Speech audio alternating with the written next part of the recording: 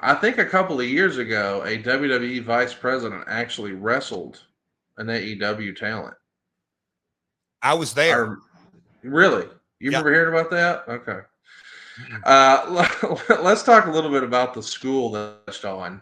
There was a TNA school discussed, and I guess it got so far as well. This is what the newsletter said: Terry Taylor, Scott Demore, Glenn Gilberti, Chris Harris, James Storm, and Abyss are going to be the teachers. Demore has done a lot of wrestling training in Ontario, and he believes that 52 days of training done correctly is more than enough to complete a basic training program. The cost is $4,000, and it's not just supposed to be for the 52 days of training because they'll train you past that period. The idea is that the course itself will be considered as having a 6 month time frame, and students will be given a video breakdown of their work constantly, as well as promo classes. That's the way it's pushed and it's presented, but I don't think it ever actually happened. Why didn't this happen?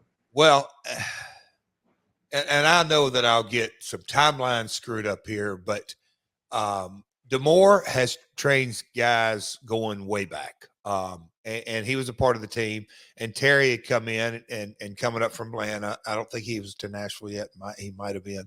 But anyway, there was talk, and we would have creative meetings, and sometimes Dixie would be a part of these or not. But, the ongoing conversation are that in a range of comments, this guy doesn't know how to wrestle on TV. This guy doesn't know how to do this. This guy doesn't know how to do transitions. There was all these, man, these guys need to learn to work. Kind of the same conversation that continues to the end of time in the wrestling business. The subjective part of this guy needs to improve here, here, and here. I get it. But then it kind of came out of it. All right, let's start a wrestling school. And Bob Carter, his attorney, I think, was the first conversation that I had. And then I'm trying to think of the timeline here, Conrad. Um, Conrad, well, it's for another podcast, but if you want to Google Dalip Singh Wrestling School accident, I think is right during this time frame, but because the TNA discussion and look, everybody was volunteering to be a part of coaching or teaching, and we can set it up here, and maybe we do one in Nashville, and maybe we do it up in Detroit. I mean, there's all kinds of discussion. Bob called me, and I think his attorney called me first, and then I had a follow-up call. At the end of the day, I said, Bob, to me, it comes down to one thing. You start a school, you are accepting liability. And so as a promoter, and your largest single shareholder, they can come after me, but they're not coming after me. They're coming after you if there's an accident. Period. They're not coming after TNA Entertainment. They're coming after Panda Energy International and Bob Carter individually, and maybe Janice Carter, just the whole liability.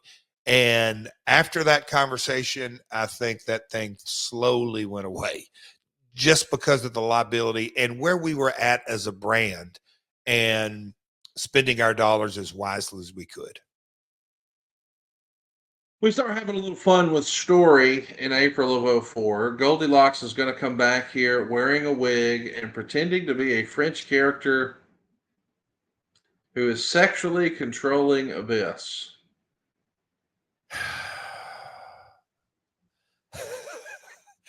Kind of your audio and streams probably going a little haywire, but the timing is right for it because, as I look back on this, I just shake my head that bless her heart, Goldie, she tried. And in a minute, we're going to get into, because I think there was some unique, funny comedy moments, because I think Alex Shelley, we talked about him on the pod recently, but I think sometimes Alex had more comedy chops in him than he realized. But the combination of Goldilocks and Abyss and this kind of wacky story, let's just say old Vinny Rue began to have some fun with it. But let's say it didn't always work out to make good programming, to say it, to put it diplomatically. Well, we see Goldilocks using this French accent. She's going to start massaging Abyss a week later telling viewers at home to not use pirate boxes to watch NWA TNA. I don't remember that, but it makes me laugh. Were you getting a report that a lot of people were watching the show illegally with those black boxes from back in the day? So here's when I saw that. I don't even remember it being a part of on-screen content. But with that being said, the conversations that we had with InDemand, quote unquote, off the record, man, I wish we would have had some of those recorded, because as a business, Conrad, every month InDemand is the one who wrote us one of three checks: InDemand, DirecTV, and Dish. That was our revenue. So when you're having conversations with InDemand about pirated signals and all this, and I mean, Conrad, I don't want to incriminate you, but I'm not saying you had it, but do you think Casio might have had a pirate box, or did you know anybody that might have a pirate box? I knew of guys. I mean, I heard about that, but I never actually saw it. But I did remember in the late 90s that guys would program a card for a direct TV box. So I don't remember exactly what I was involved, but I remember, you gave them your card and they gave you a new card and it slid in and then you had all the channels. And I never really understood how that worked, but I was scared to death that You being was that. serious? Yeah.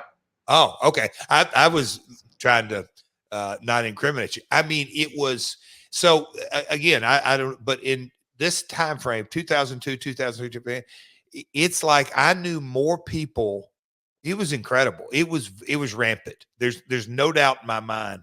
I mean, there is people today in autograph lines, Conrad, that'll come up. And if I think about it, oh, I didn't miss a episode of when you guys were in the asylum. And I loved it when you went to Fox Sports Nest and this and that and all this kind of stuff. And then you went to regular pay-per-view, but those asylum days, I said, did you pay for it? Oh, no, no, no, no, no. We had it was the pirated signal.